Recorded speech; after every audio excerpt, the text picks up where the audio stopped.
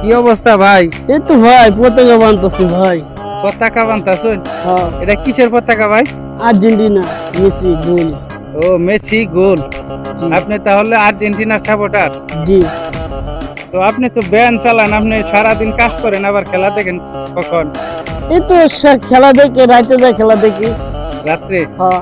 রাত জেগে খেলা দেখেও জি। আবার আপনি এই সারাদিন ব্যানে কাজ করেন? কি সমস্যা না, আমার ভালো লাগছে, এরা খুব আমার ভক্ত। এই যে দেখেন কি সুন্দর। তো সবাই একটু ভালো লাগলে লাইক কমেন্ট শেয়ার করে দিবেন।